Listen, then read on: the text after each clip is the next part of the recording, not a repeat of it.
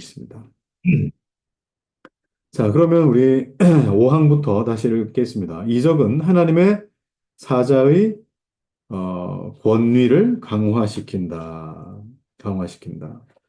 자, 모세는 수많은 주목할 만한 이적들에 대하여 언급하고 있는데 이 이적들은 그가 말한 율법과 공포한 교리에 대한 확증들이다.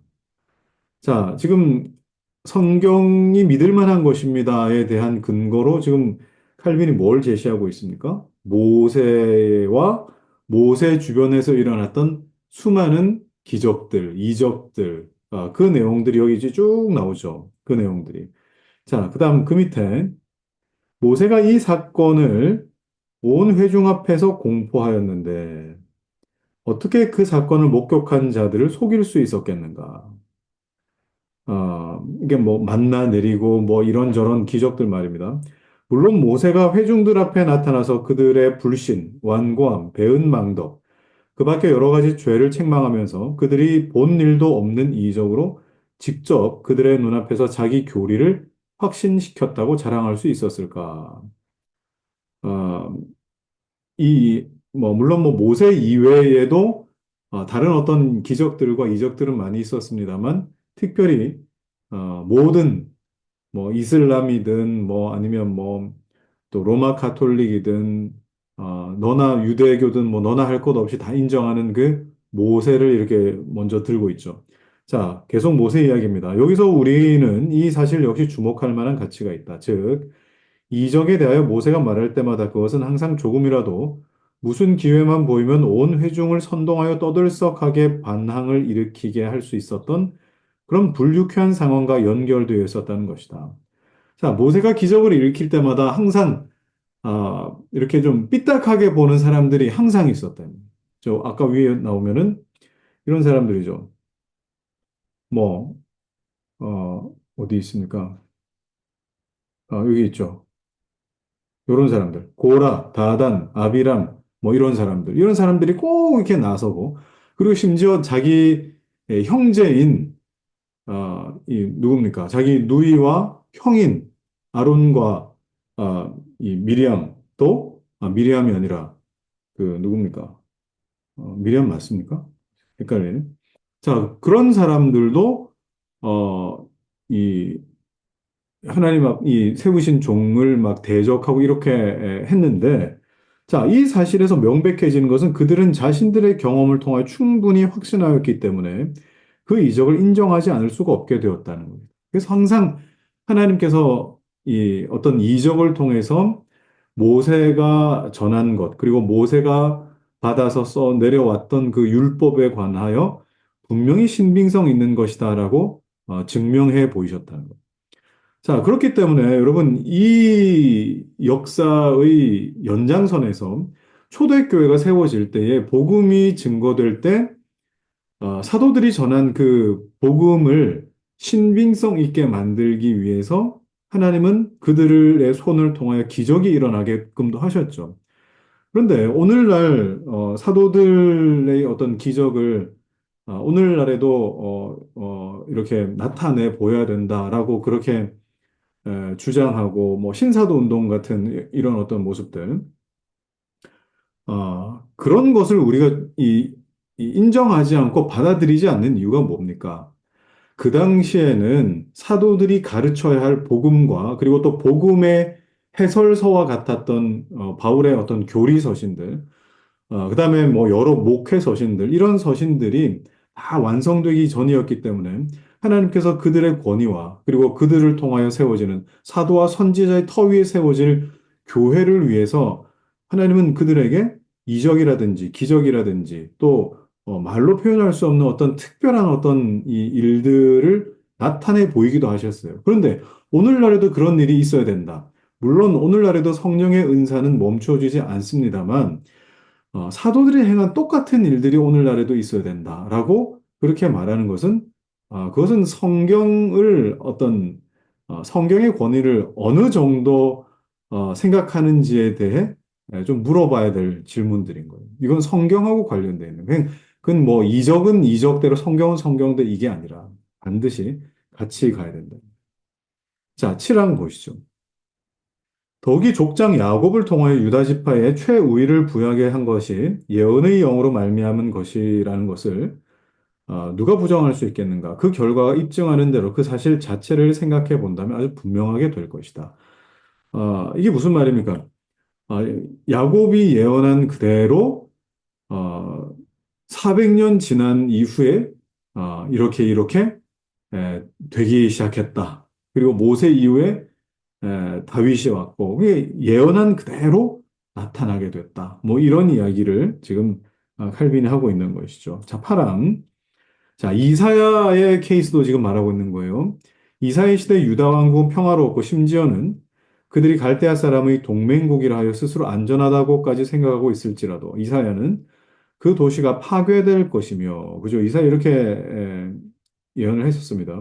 그 백성이 포로가 될 것이라 공공연하게 예언하였다. 그 밑에 그러나 이사야가 그들의 해방에 대하여도 동시에 예언하고 있었는데 포로로 잡히는 것뿐만 아니라 해방도 예언했어요. 그 예언의 근원이 하나님 이외에 도대체 어디서 왔다고 할 수 있겠는가? 그는 고레스라는 이름을 들면서 자, 여기 나오죠. 이사야 45장 1절에 보면 고레스라는 이름을 들면서 갈대아 사람들이 고레스에게 항복하며 페르시아의 이 바사왕 고레스니까 그로 인하여 백성들이 자유의 품으로 돌아오게 된다고 예언하였다. 이 예언자가 그렇게 예언한 후로부터 고레스가 태어나기까지 100년 이상이 경과하였다. 이사야는 하나님께 받은 말씀으로 100년 이후에나 일어날 일들에 대해서 그렇게 경고하였고 그것이 하나도 어긋남 없이 그대로 이루어지게 되었다.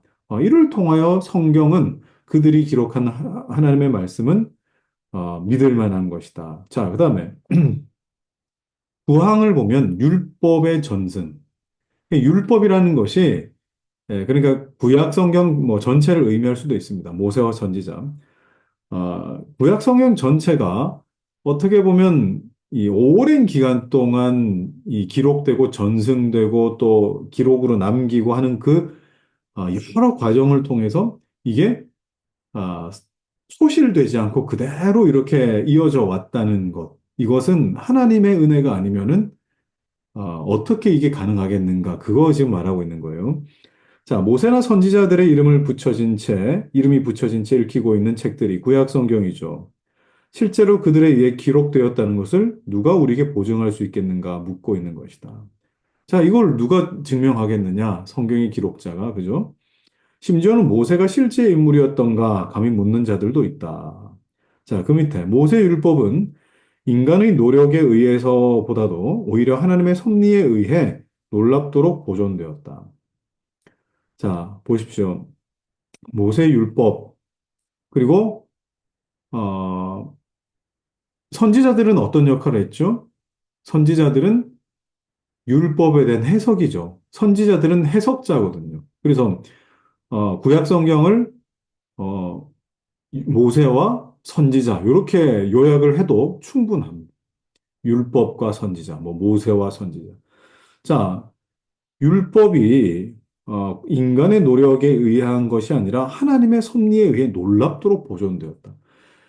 신학교에 입학하게 되면은 이 내용을 가장 먼저 배웁니다. 그래서 뭘 하느냐?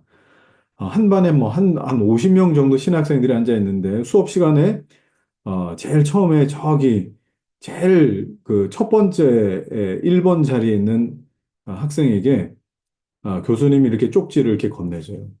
쪽지를 건네주고 이걸 이제 똑같이 써가지고 수업이 끝날 때까지 뒷사람에게 이 메시지를 뒤로 전달해 해가지고 뒤로 전달을 하는 걸 합니다. 그렇게 해가지고 이제 수업이 끝나지 않습니까? 그러면 제일 첫 번째 사람이 적은 것과 제일 마지막까지 온 그 메시지를 보고 적은 그 메시지가 같질 않아요.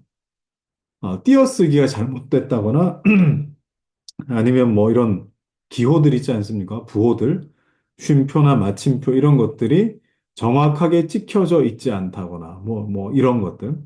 그런데 여러분 그 히브리어 같은 경우에는 아 이게 이런 겁니다. 만약에 이제 그 이게 그 베트라고 하는 이 히브리어인데 이게 조금만 이렇게 돼도 이건 그 크 발음을 내게 만드는 하나의 어떤 자음이 되는 거예요. 이게. 그래서 어, 이 작은 차이를 구별 못 해가지고 이게 의미가 완전 다르게 되는 그런 일들도 있습니다. 그래서 뭐 이런 그 니은 받침이 되는 이런 것들이 제일 끝에 오게 되면 뭐 이렇게 길게 되는데 이게 어, 이 W 발음이 나는 이런 어떤 요 바브라고 하는 이런 어떤 이 글자와 비슷하게 보이거든요.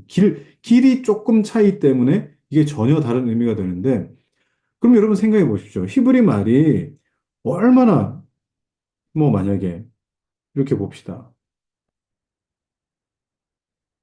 이게 샬롬이란 뜻이거든요. 그러면 샬롬 했을 때 이런 어떤 말들이 그냥 뭐 이 이런 글자가 뭐 점 하나 빠져버렸다. 그다음에 뭐 이 점 하나가 빠져가지고 의미가 전혀 다른 의미가 됐다. 충분히 그럴 수 있겠죠. 충분히 그럴 수 있습니다. 여러분이 히브리어를 제대로 보면은 야, 이거 점 하나 잘못 찍으면 큰일 나겠다는 생각이 저절로 든다고. 자, 그런데 이게 수천 년 동안 보존되어 가지고 이게 지금 우리 손에 이렇게 오게 된다? 여러분 그게 과연 가능한 일인가? 수업 시간, 한 시간 동안 사람이 받아 쓰고 해가지고 한 50명의 손만 거쳐도 띄어쓰기가 잘못되고 점 찍히는 게 다르고 전부 다 달라지는데 수천 년의 기간 동안 이게 보존이 된다. 이 자체로 하나님께서 직접 하나님의 기록물인 이 하나님의 계시의 기록물인 이 성경을 하나님이 보존하셨다는 것을 알 수 있다. 사람은 죽고 죽어도 하나님 보존하셨다.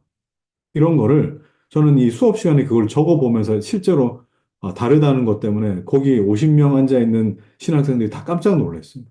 아니, 이 짧은 문장 우리가 똑같이 못 쓴단 말인가 하고 네, 그런 경험이 있습니다. 자, 그런 말이겠죠, 그죠? 자, 모세율법은 인간의 노력에 의해서보다도 오히려 하나님의 섭리에 의해 놀랍도록 보존되었다. 비록 그 율법이 제사장들의 소홀함으로 인하여 잠시 파묻혔으나 경건한 왕 요시아가 이를 발견한 이후부터는 대대로 계속해서 계승되어 왔다. 이게 그냥 여러분, 편하게 계승됐다. 절대 그럴 수 없습니다. 절대 그럴 수 없습니다. 옛날에 뭐, 우리 뭐, 팔만 대장경처럼 그렇게 뭐, 목각으로 인쇄술이 발달한 것도 아니고, 손으로 썼어야 되는 건데. 자, 10판 보시죠. 자, 특별히 이 하나님의 성경이 이렇게 보존되었다는 것을 이제 반박하는 사람들이 이제 마카비의 어떤 구조를 통해서 뭐 반박하기도 합니다. 마카비에서는 안티오쿠스 아피파네스라고 하는 이 사람이 그러니까 성전을 모독했거든요. 이게 성전에서 뭐 성전 앞에다가 그 예루살렘 성전에 우상을 이렇게 세워놓고 뭐 아무튼 그 참 신성 모독하는 짓들은 혼자서 정말 악하게 했던 그 사람이 있습니다. 안티오쿠스 아피파네스라고. 근데 이 사람이 모든 성경을 다 불태우라 그랬습니다. 그 명령을 내렸어요. 그래서 당시에 모든 성경을 다 찾아서 다 불태웠는데, 그러면 우리가 갖고 있는 이런 이 성경 사본들은 도대체 어디에서 나왔겠느냐라고 그렇게 묻는 사람들, 의심하는 사람들이 있다 이 말이에요. 그래서 이게 마카비전서 여기 뭐 이건 카톨릭에 나오는 그 카톨릭 그 성경에서 보는 그 내용이죠. 자, 그런데 어, 이적이 나타난 것은 하나님께서 안티오쿠스의 그 피비린내 나는 포고령 속에서 언약의 서판들을 건져내셨다는 데 있을 뿐 아니라 유대인들이 거듭되는 재난으로 짓밟힘을 받고 기진맥진하여 마침내는 거의 멸절 상태에 이르는 그 속에서도 이 기록들이 손상되지 않고 본래대로 안전하게 보존되었다는 것은 기적과 같은 일이다. 기적과 같은 일. 그래서 이렇게 보존된 성경을 이 70인의 이 학자들이 헬라 말로 번역을 했죠. 그게 뭡니까? 이 위에 나와 있는 70인경, 70인역, 뭐 70인경, 아니면 뭐 아, 라틴 벌게이트 이렇게 부르기도 하는데 이렇게도 나타났다 이 말입니다. 이렇게도. 그래서 이 성경 자체가 존재한다는 거가 이건 하나님의 역사다. 하나님의 은혜다. 자, 그다음에 11장 보죠. 신약 성경으로 넘어오게 되면 그 진리가 얼마나 튼튼한 지주로 확고부동한가. 새 복음서 기자는 새 복음서는 여러분 이건 공간 복음을 말합니다. 공간 복음이 뭐죠? 마태, 마가, 누가복음. 자, 새 복음서 기자는 그들의 역사를 낮고 비천한 문체로 기술하였다. 어, 따라서 많은 교만한 사람들은 그 문체의 단순성을 몹시 경멸한다. 왜냐하면 그들은 그 교리의 중심점에 주의를 기울이지 않기 때문이다. 사람들은 그 문체를 보면서 이거는 뭐 성경이다, 성경이 아니다, 뭐 이런 식으로 판단하는데 그 내용이 중요하다 그랬잖아요. 자, 그러나 여기에 주의만 한다면 복음서 기자들이 인간의 능력을 초월하는 하늘나라의 신비를 논하고 있음을 쉽게 결론 지을 수 있을 것이다. 진정 조금이라도 겸손한 마음을 가진 사람이라면 누가복음 제1장을 읽는 것만으로도 부끄러움을 느끼게 될 것이다. 자, 그다음에 여기에 대해서 이제 공간복음을 제외한 요한, 자, 요한은 위험 있게 이 하나님의 어떤 이 신성에 반박하는 자들 행해서 책망하면서 믿음으로 순종하지 않는 자들의 그 완고함을 벼락치듯 강하게 꾸짖는다. 그들 자신과 다른 사람의 마음에서 성경에 대한 일체의 존경심을 몰아내는 것을 최대 욕망으로 삼고 있는 저 모든 트집쟁이들을 대중 앞에서 나오게 하자. 그리고 그들로 하여금 요한복음을 읽게 하자. 자, 그러니까 요한복음이라고 하는 것이 물론 어부 출신인 이 요한이 썼음에도 불구하고 정말 이 어떤 누구도 반박할 수 없는 하나님의 음성처럼 들리는 그런 큰 음성이 요한복음에 있기 때문에 요한복음을 듣게 하자 이렇게까지 말하고 있습니다. 자, 마태, 자, 그다음에 베드로, 요한 다 세리오, 어부 출신들 아닙니까? 자, 그리고 바울은 많이 배운 사람이지만 교회 앞에 여전히 살기등등한 원수였는데 회심했다. 이런 사람들이 회심해가지고 성경을 썼는데 갑작스럽고 뜻하지 않았던 이 변화는 하나님의 강권적 힘에 의해서 지난날 그가 반대하던 교리를 변화하게 되었다 하는 걸 보여주고 있는 것이다. 이게 그냥 된 게 아니지 않느냐 하는 겁니다. 자, 12항. 성경에 대한 교회의 불변적인 증거가 있습니다. 이렇게 이야기하죠. 자, 그 외에도, 음, 교회의 승인이 왜 중요한가에 대한 또 다른 훌륭한 이유들이 있는데, 성경이 공포된 이후 오랜 시간에 거쳐 사람들은 확고하게 또한 한결같이 성경에 순종하는 것을 보았다. 성경이 하나님의 말씀이 아니라면 오랜 시간 동안 사람들을 변화시키고 또 순종하게끔 할 만한 이유가 있겠느냐? 증거들이 있고 증인들이 있지 않느냐? 자, 사탄은 온갖 교묘한 방법으로 전 세계와 함께 성경을 억압, 전복 혹은 인간의 기억에서 이를 전적으로 제거 말살시키고자 노력하여 왔다. 그러나 성경은 종려나무 같아서 점점 더 높이 자라며 공격할 수 없는 것으로 존속하여 온 것이다. 만일 성경이 인간의 보호에만 의존했다고 한다면 사방으로부터의 그 강력한 공격들을 어떻게 막을 수 있었겠는가? 오히려 이 사실로 말미암아 성경이 하나님으로부터 왔다는 것이 증명되었다. 그래서 어떤 사람들은 성경을 막 불태우고 또 막 찾아가지고 막 사람들 처형하고 할 때 어떤 뭐 그런 뮤지컬도 있지 않습니까? 내가 창세기부터 뭡니까 뭐 출애굽기 레위기까지 내가 완벽하게 암송을 하자. 그다음에 당신도 암송을 해가 세 명이 똑같이 암송을 하자. 그래서 성경 자체는 다 폐기시키고 이들이 걸어 다닌 성경이 돼가지고 나중에 틈틈이 또 성경을 써내고 서로 이제 세 명이니까 내가 암송한 것, 당신들 암송한 것 똑같은 그것을 이제 또 써내고 이렇게 했던 적도 있다고 합니다. 자, 근본적으로 마음이 다르고 만사의 생각이 서로 다른 사람들이 이렇게 일치하고 있다는 사실은 우리들을 크게 감동시킨다. 왜냐하면 하나님의 의지로 말미암지 않고는 그러한 일치가 성립될 수 없는 것이 분명하기 때문이다.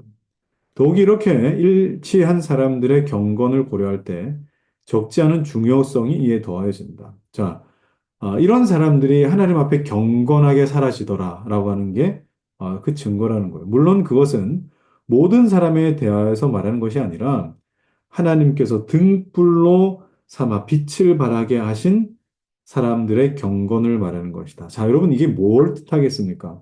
이 문장이. 네? 이 문장이. 참 중요한 문장이에요, 이게.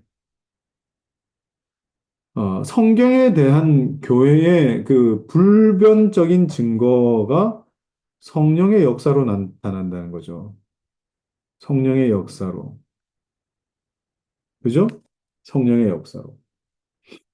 자, 그렇기 때문에, 어, 어떻게 보면은, 어, 사람이 그냥 글을 남겼기 때문에, 물론, 그 어떤 활자, 그죠? 활자 또는 그 어떤 그 눈에 보이는 그 글자, 그 글자가 남겨졌기 때문에도 우리에게 감동이 있을 수 있겠지만, 글자가 남겨졌기 때문에 그게 사람들에게 이렇게 사람들을 변화시키고 한 것이 아니라 여기에서 뭐라고요? 하나님께서 교회 등불로 삼아서 성령으로 조명시키셔서 그렇게 변화시키신 사람들이기 때문이다라고 말하는 겁니다. 자, 그렇다면 여러분, 사람의 언변으로 어떤 이 사람이 남긴 어떤 글 자체로 은혜를 끼칠 수 있는가? 아니요, 그렇지 않습니다. 우리가 성경을 왜 귀하게 여기느냐? 성경은 성령께서 가르치시는 학교라고 제가 말씀드렸죠. 그렇기 때문에 성경이 이 귀한 것이죠.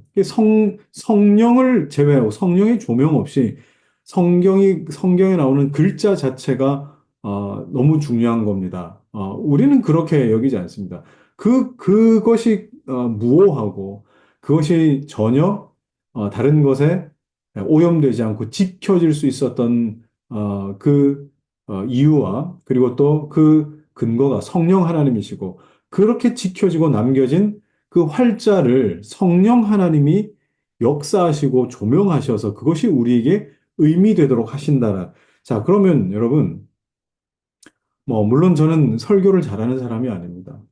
언변이 좋은 사람도 아닙니다. 사람의 언변으로 은혜를 끼칠 수 있다? 여러분, 절대 그렇게 생각하시면 안 됩니다. 언변이 좋은 사람은 있겠죠. 언변이 좋은 사람. 저도 언변이 좋은 목사님들 보면 되게 부럽습니다. 근데 언변이 좋은 것과 성령께서 조명하시는 것을 여러분 같다라고 그렇게 사람들이 느낄 때가 있어요. 그래서 어떤 감정적인 어떤 그 뭡니까? 동요, 감정적인 어떤 이 정서의 변화, 이런 것을 성령의 조명하심과 물론 그럴 수도 있겠습니다만, 이것은 무조건 성령의 역사야라고 그렇게 생각하는 분들이 있어요. 그런데 성경은 성경으로 말미암아 다시 조명받아야 되고 또 그 성경을 내 마음 안에 보이게 하시고 들리게 하시고 깨닫게 하시는 성령 하나님의 그 역사를 그런 식으로만 우리가 단정 지을 것은 아니다 하는 것을 여러분 오늘 이 말씀에서 볼 수 있는 것입니다. 그래서 설교하는 사람은 나의 탁월한 언변으로 말미암아 물론 아볼로 같은 사람도 그죠? 이 아볼로 어, 탁월한 언변이 있었습니다. 그런데 탁월한 언변이 있었기 때문에 사람들이 감동했다. 그것이 아니라 성령께서 은혜 주시는 거예요. 성령께서. 자, 그래서 성령의 조명 없이 조명이 없이 사람이 구원받을 수 있는 믿음을 가질 수 있느냐? 아니요, 없습니다. 구원받을 수 있는 믿음.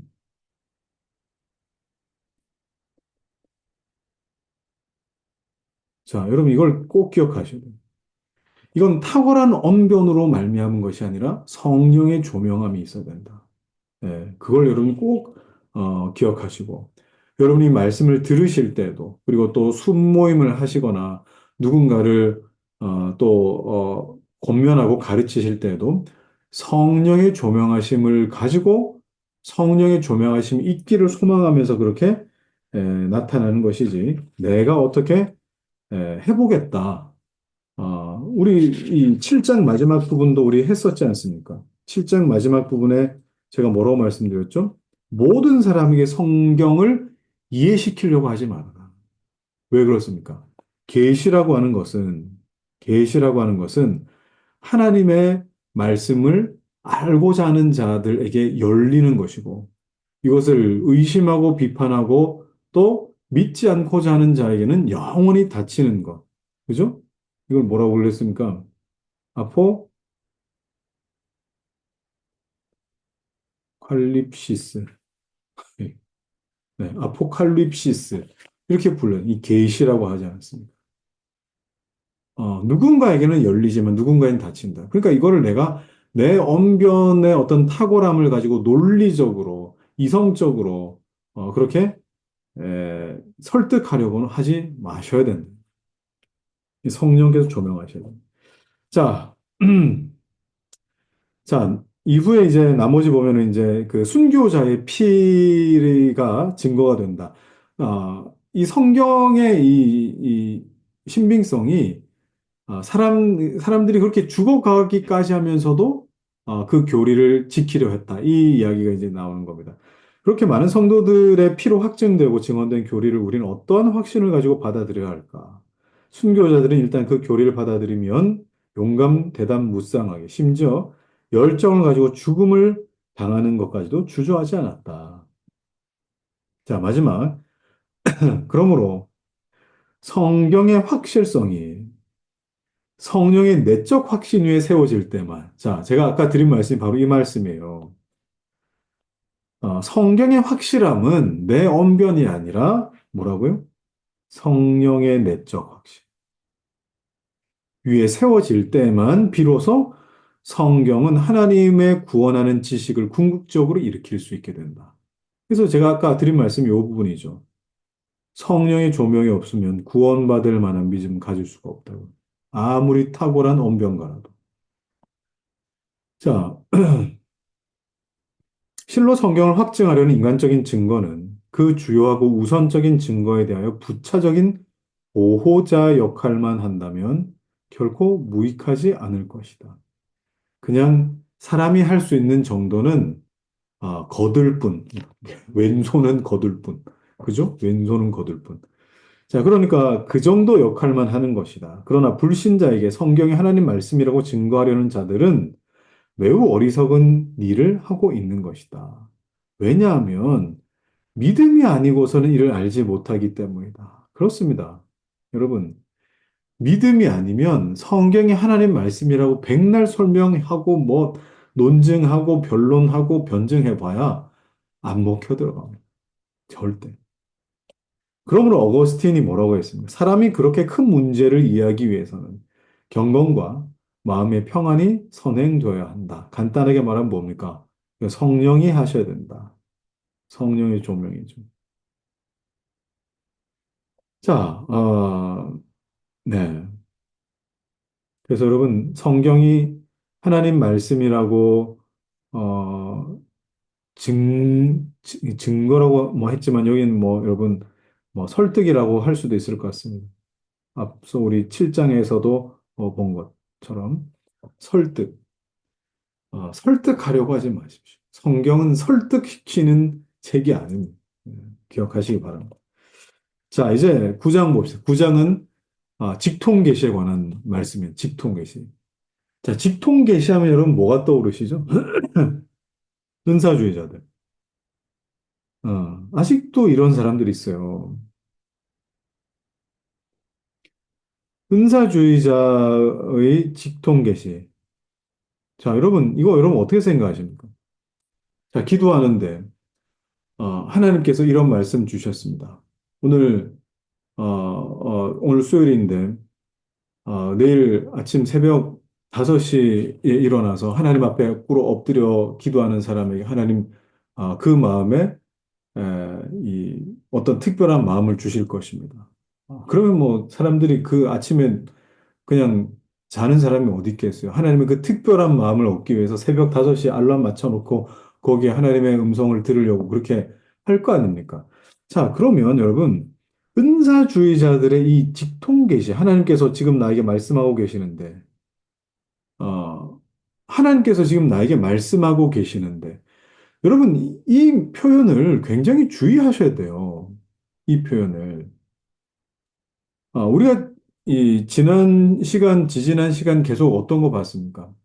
하나님의 음성은 반드시 성경 안에서 성령님이 말씀하신다라고 그렇게 에, 우리가 배웠지 않습니까? 근데 그 성경과 아무 상관없이 하나님이 지금 나에게 말씀하시는데, 자, 이러면 여러분 이건 어, 그 나름의 어떤 깨달음, 그죠? 나름의 어떤 그 깨달음이 말씀과 전혀 상관이 없다 그러면 그건 뭐가 되는 겁니까? 그거는 일종의 하나의 뭐라 그럴까요? 하나의 예감, 예? 하나의 일종의 예감 또는 뭐라고 표현할 수 있을까요? 뭐 의지 표명, 그죠? 그리고 뭐 또 내적 소원의 소리, 우리가 다 원하고 원하는 것.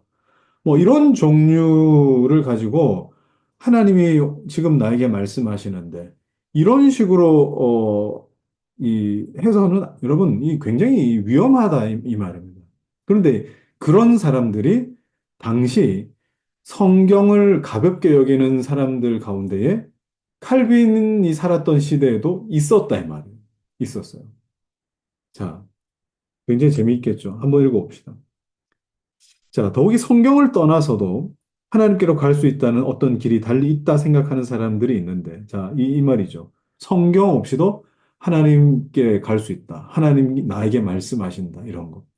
자, 이들은 오류에 사로잡혀 있다기보다는 오히려 광란에 사로잡혀 있다고 생각해야 됩니다. 칼빈 굉장히 강하게 이야기하죠. 이건 미쳤다. 이렇게 표현한 겁니다. 왜냐하면 최근에 경솔한 사람들이 덜어 출연하여 아주 거만하게 마치 성령의 가르침을 직접 받는 것처럼 자랑하면서 성경 읽는 것을 전적으로 무시하는 한편 그들의 표현대로 죽은 그리고 죽이는 문자를 아직도 따르는 사람들의 그 단순성을 비웃고 있기 때문이다. 자, 조금 더 읽어보고. 자, 그러나 성경의 교리를 감히 유치하고 천한 것이라고 멸시할 만큼 그들을 높은 자리에까지 오르게 한 그 영이라는 게 도대체 뭐냔 말이다 하면서 이렇게 얘기하고 있는 것이죠. 자, 그것이 바로 그리스도의 영이라고 대답한다면 그 확신이야말로 참으로 웃음거리가 된다. 자, 그런데 여러분, 이게 지금 1500년대에 기록된 말씀인데 2024년, 내년 2025년을 바라보고 있는 오늘날 우리에게도 이게 이런 사실이 낯설지 않다는 게 너무 기가 막힌 일 아닙니까? 이 사실이. 이런 것 때문에 여러분, 이 하나님 말씀을 배우려고 들질 않고 성령께서 말씀하시는 누군가의 말만 딱 듣고, 저분은 성령께서 말씀하시는데, 그래서 뭘 안 한다고요? 어, 죽이는 문자를 따르는 사람들이라고 그렇게 성경은, 이미 구약 성경은 우리를 율법이기 때문에 죽이는 문자다. 또 우리를 죽은 문자다. 이런 식으로 이제 해가지고 구약 성경을 폄하하고 또 신약 성경만 뭐 하나님 말씀이라 생각하는 사람들. 그리고 뭐 이것도 저것도 아니고 그냥 성경은 일종의 그냥 성경인 것이고 또 특별히 성경을 해석해 놓은 이 교리서들도 이건 사람이 써놓은 것이 성경이 아니지 않느냐 하고 따르려고 하지 않고 배우려고 하지 않는 사람들. 그러면 여러분 우리나라 대부분의 장로교가 추구하고 있는 웨스트민스터 신앙 고백이 다 뭡니까? 성경을 해석해 놓은 고백서들이거든요. 교리서들이거든요. 교리의 고백이에요. 이런 걸 다 무시한다. 그러면 그 사람 어디에서 신앙생활 할 거야? 어, 이런 것들을 교회를 떠난 사람도 있죠. 하나님 말씀을 업수히 여기고, 어떤 특별한 영에 사로잡혀가지고 이렇게 하는 사람. 그런 가르침을 따라가는 사람들이 오늘날에도 있다는 사실. 그리고, 개교회에 뭐, 직분자들, 그 다음에 중직이라 불리는 장로님, 권사님들조차도 이런 가르침을 혼자 그냥 마음대로, 경솔하게 그렇게, 받고 듣는 사람들, 참 주의하셔야 됩니다. 주의하셔야 됩니다. 예. 이 직통 계시 받는 사람들이 뭐 이렇게 많은지 모르겠어요, 우리나라에. 예. 자, 더욱이 이들 중 한 사람도 그 영에 의해 하나님의 말씀을 멸시하도록 가르침 받지 아니하고, 오히려 그들의 저작에서 훌륭하게 증명된 대로 보다 높은 존경심으로 가득 차 있었던 것이다. 네. 하나님의 영에 사로잡히면 하나님의 말씀을 하나님 말씀 보지 않고 그냥 기도만 드립다 해가지고 어떤 영을 받고 어떤 메시지 받고 이런 게 아니고 항상 하나님 말씀을 존경하게 되었다는 걸 좀 기억해야 된다. 자, 이사야 말씀에 대한 어떤 이야기인데 오히려 그는 그리스도의 통치하에 새 교회가 이 이사야의 어떤 이 케이스입니다. 참되고 행복을 누리게 될 거리라 말하고 있는데, 곧 성령에 의해서, 그죠? 위와 같이 하나님의 말씀에 의해서 지배받게 된다고 가르치고 있는 것이다. 성령에 의해서도 말씀으로 결국 지배를 받는다. 여기서 우리가 결론 지을 수 있는 것은 예언자들이 침범할 수 없도록 결속시켜 놓은 것들을 이 악한 자들은 가증하고 참남되게 분리시켜 놓았다. 그러니까 뭡니까? 말씀은 말씀, 그리고 또 성령은 성령, 이런 식으로 분리시켜 놨다는 거예요. 절대로 그렇지 않습니다. 성령은 반드시 성경을 통해서 말씀하십니다. 그래서 여러분들이, 저는 그렇게 생각합니다. 성령 충만이요. 저는 성경 충만과 같다고 생각합니다. 성경 충만입니다. 성경 충만. 성령 충만. 자, 여기서 우리가 읽었죠. 바울은 삼층천에 이끌려 온 후에도 계속해서 뭐 했다고요? 율법과 선지자들의 교리를 연구하고 있었었다. 그 놀라운 경험을 하고 특별한 은사를 경험했는데 결국 어디로 돌아갔다고요? 말씀, 교리로 돌아갔다. 자, 또 그는 훌륭한 교사 디모데에게도 읽는 것에 게을리하지 말아라 이렇게 말씀하잖아요. 읽는 것에 게을리하지 말아라. 하나님 말씀. 자, 그러나 주께서는 어떤 영을 약속하신다 하셨는가? 실로 그 영은 자의로 말하지 않는 영으로서 어, 예수님께서 말씀하신 그 성령은 자의로 말씀하지 않으신다고 요한복음 16장 13절에 반드시 이렇게 말씀하셨죠. 그냥 성령 단독적으로 말씀하시는 것이 아니라 뭐예요? 과거에 말씀하신 것들을 집어넣어 주시고 기억나게 하시는 분이시다. 말씀을 떠올리게 하시는 분이시더라. 내 안에 있는 말씀을 서로 연합되게 하시는 분이시더라. 성령께서 우리에게 말씀하시는 것은 그런 식으로 말씀하시는 것이지 아무것도 말씀이 없는 백지 상태에서 갑자기 자의로 동쪽으로 가거라. 어떤 그런 식으로 말씀하지 않으시는 거예요. 내가 어떤 형제 사랑함에 대한 어떤 마음이 성경을 통해서 이 이름 7번씩 70번이라도 용서해 줘야 할지니라 이런 마음이 계속 드는 중에 어떤 형제가 계속 그 마음에 밟히고 이런 경우 있을 거 아닙니까? 그러면 이제 성령께서 그 말씀을 통해 나에게 이렇게까지 요구하시는구나 하고 그 형제를 찾아가는. 근데 이런 것이 아니라 갑자기 뚱딴지 같이 그 사람에게 가가지고 용서를 빌어라. 여러분, 어떤 말씀도 없이 갑자기 그 사람에 가서 용서를 빌어라. 이런 식으로 여러분 자꾸 그렇게 생각하지 마십시오. 반드시 말씀을 통해 가르치신다. 자, 그러므로 우리에게 약속된 성령의 임무는 아직도 들어보지 못한 새로운 계시를 만들어내는 게 아니에요.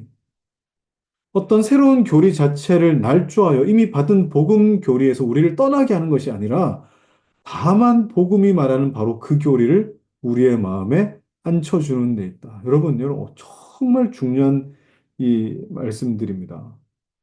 정말 중요한 말씀입니다. 정말 중요한 말씀.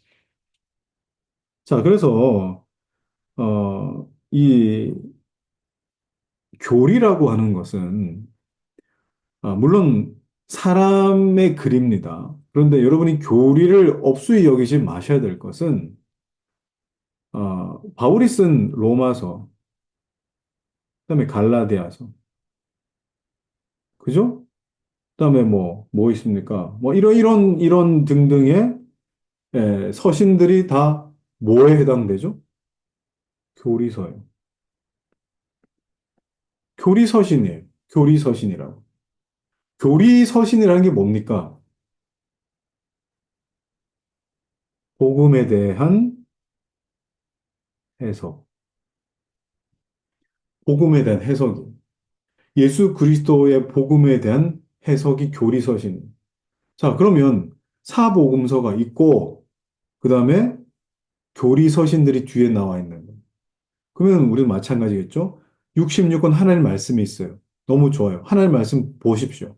근데 하나님 말씀만이어야 된다가 아니라 그 하나님 말씀에 대한 바른 길잡이, 가이드 이런 것이 있어야 그 하나님 말씀을 볼 수 있는 눈이 생기지 않습니까?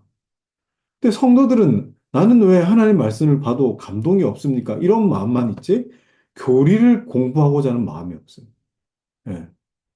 그래서 또 성경을 막 보면서 나에게 감동되는 단어 뭐 몇 개 찾아가지고 이건 하나님 오늘 나에게 주시는 하나님 말씀이야. 이런 식으로 큐티를 자꾸 하니까 이게 그냥 자기 편한 대로 그냥 해석하는 것이지 하나님이 거기 강력하게 책망하시는 줄도 모르고 또는 하나님이 인도하시는 줄도 모르고 그냥 그렇게 나아가지 않습니까? 뭐가 부족한 거예요? 보는 눈이 부족한 거예요. 보는 눈이. 그래서 반드시 여러분 이 내용에 대해서 어딜 가서든지 다른 말 듣지 말고 다른 말도 하지 말고 이 우리가 배운 이 내용들을 여러분 마음에 간직하셨다가 이렇게 여러분들이 말할 수 있고 또 누군가에게 가르쳐 줄 수 있길 바랍니다. 네. 자, 이 항 보시죠. 자, 우리가 하나님의 영으로부터 무슨 유익이나 만족을 얻고자 한다면 우리는 성경을 열심히 읽으며 성경에 유의해야만 한다는 것을 쉽게 이해할 수 있다. 하나님의 영으로부터 만족함, 곧 하나님의 성령의 말씀하심이겠죠. 말씀하심을 듣고자 한다면 성경을 열심히 읽으라는. 이러한 사실은 복음의 빛이 나타난 후에 물러갔다고 생각되었던 예언자의 교훈을 열심히 경청하는 사람들을 베드로가 칭찬한 것으로 보아할 수 있다. 그러나 이와는 반대로 하나님의 말씀의 지혜는 제쳐두고 다른 교리를 우리에게 강요하는 영이 있다고 하면 말씀 제쳐놓고 딴 소리하고 막 그러면 요런 짓들을 하면은 이는 마땅히 허망하고 거짓된 것으로 의심을 받아야 한다. 갈라디아 교인들에게서 뭐라고 했습니까? 너희가 바른 복음을 따르지 않고 다른 복음을 듣더니 그거 참 잘도 듣는구나 하고 그렇게 가르치지 않습니까? 그것은 어떻게 해서 그런 일인가? 마귀 때문이다라는 거예요. 자, 여러분, 구원받은 성도들도 마귀의 미혹의 대상이 됩니다. 그래서 지금도 수많은 이 뭐 성령을 빙자한 많은 사람들이 이게 뭐 성령의 영인지 악한 자의 영인지 이거 구분도 못하고 그냥 성령 말씀하시는데 막 아무 사람한테나 가가지고 당신 이사 가면 안 돼. 또는 뭐 당신 딸은 뭐 지금 거기 취직한 데서 나와서 이직해야 돼. 이런 식으로 막 그 예언을 한답시고 그렇게 하는데 이거는 뭐 하는 짓이죠? 이건 여기 사탄도 자기의 광명의 천사로 가장한다. 가장 확실한 특징에 의해 그가 식별되지 않는 한 성령이 우리에 대하여 어떻게 권위를 행사하실 수 있는가? 가장 확실한 특징에 의해 이 식별되는 게 뭐겠습니까? 바로 성경을 통한 것입니다. 그러나 성령은 하나님의 음성에 의해 가장 분명하게 우리에게 지시되었다. 아, 그러나 여기서 성령을 하나님께로부터 구하지 아니하고 자기 자신들로부터 찾기 때문에 자기 자신들로부터 찾는다고. 하나님께로부터 구하는 것이 아니라 자기 자신의 욕심을 반영하고 자기의 소원에 소원을 반영하고 어떤 뭐 깨달음을 자꾸 반영하고, 예, 그죠? 제가 여기 앞에 썼던 것처럼 예감을 그냥 뭐 이렇게 막 함부로 던져 의지 표명을 그냥 얘기하고 그렇게 자멸에 이르는 사람들이 당시에도 있었다. 자, 더욱이 그들은 만물이 예속되어 있는 하나님의 영을 성경에 예속시킨다는 것은 있을 수 없는 일이라고 주장한다. 이 말은, 여기까지만 읽죠. 자, 성령 하나님은 성경에만 갇힐 수 없는 분이다. 라고 그렇게 말하기까지 한다. 이 말이에요. 자, 3항 봅시다. 말씀과 성령은 그러나 불가분의 관계다. 자, 이것도 중요한 내용들입니다. 그들은 우리가 죽이는 문자에 의존한다고 비난한다. 그러나 이 일 자체에서 그들은 성경을 무시한 데 대한 형벌을 치르고 있다. 왜냐하면 바울은 고린도후서 3장 6절에서 거짓 사도들을 대항해 싸우고 있음이 아주 분명하기 때문이다. 이들 거짓 사도들은 그리스도가 없는 율법을 추천하며 주께서 그들의 법을 그들의 속에 두시며 그 마음에 기록하기로 약속하신 계약의 축복들을 사람들로부터 탈취하였던 자들이다. 하나님의 약속을 자꾸 희미하게 만들고 하나님의 약속을 붙들려고 하는 것이 아니라 자꾸 그 사람을 의지하게끔 만드는 거예요. 그러므로 그리스도의 은총과는 관계가 끊어져서 다만 귀에만 울릴 뿐 마음에는 감동이 없더라.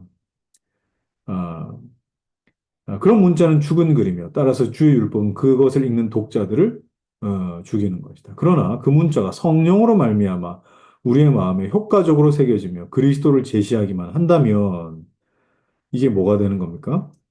영혼을 소생시키시는 생명의 말씀이래. 생명의 말씀입니다. 그래서 반드시 여러분, 아, 어, 요즘 뭐 그런 생각도 듭니다. 어, 새 생명 축제, 아이들, 달란트 시장에서 아이들 초청해가지고 하는 거. 좋은데, 예수 그리스도를 증거함 없이, 뭐, 웰컴 합니다. 아이들 선물 나눠주고, 그래, 다음 주에 보자. 여러분, 이거는 사실 이 전도가 아니잖아요. 전도가 아니라고. 아이들한테 좋은 추억을 줄 수는 있겠습니다만, 그걸 전도 축제, 이런 식으로 보면 안 되겠죠. 그죠? 생명의 말씀이 될 수 있도록 성령으로 말미암아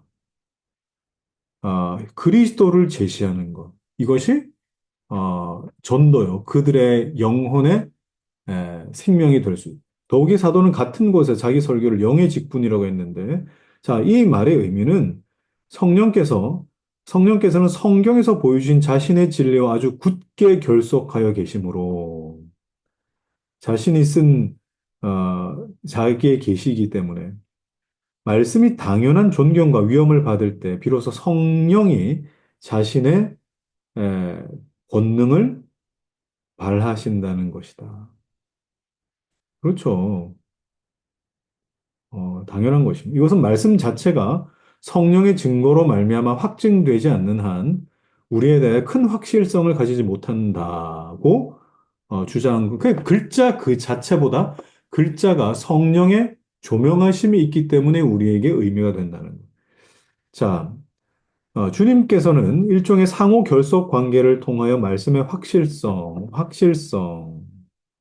성령의 확실성을 결합시키셨으므로, 그죠? 우리들로 하여금 하나님의 얼굴을 바라보게 하시는 성령께서 빛을 비추어 주실 때, 우리 마음에 말씀에 대한 완전한 신앙이 머물 수 있으며, 또한 우리가 그의 형상을 따라, 말씀을 따라, 그를 인식할 때 우리는 속는다는 두려움 없이 성령을 마음에 모실 수 있기 때문이다. 자, 바울이 성령을 소멸치 말며 이렇게 말씀할 때에도 그는 말씀을 떠난 공한 사색으로 이끌지 말라고 예언이 멸시당하면 안 된다라고 그 뒤를 이어 붙이고 있다. 성령을 소멸치 말며 예언을 멸시하지 말며 이렇게 이제 이어진다는 거예요. 자,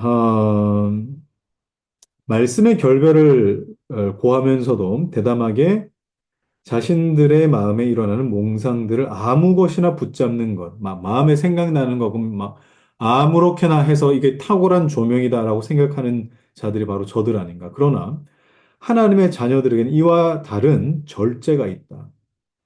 이 하나님의 자녀들은 한결같이 하나님의 영을 떠나서는 전적으로 진리의 빛을 잃게 된다고 생각하는 자들이며 따라서 말씀을 주께서 자기의 영의 조명을 모든 신자들에게 나눠주시는 도구로 알고 있는 자들이다. 왜냐하면 그들이 알고 있는 영은 사도들 안에 거하였고 사도들을 통하여 말씀하시는 성령 이외의 어떤 다른 영이 아니며 그들은 하나님의 말씀에 끊임없이 말씀을 듣도록 부르심을 받고 있기 때문이다. 자, 이렇게 우리 구장을 마무리하겠습니다. 자, 시간이 좀 됐네요. 네, 10장에는 제가 좀 설명할 내용들이 있어서 지금 설명하면 조금 중간에 끊어질 것 같습니다. 그래서 오늘 우리 10장, 9장까지만 오늘 일단 하도록 하겠습니다.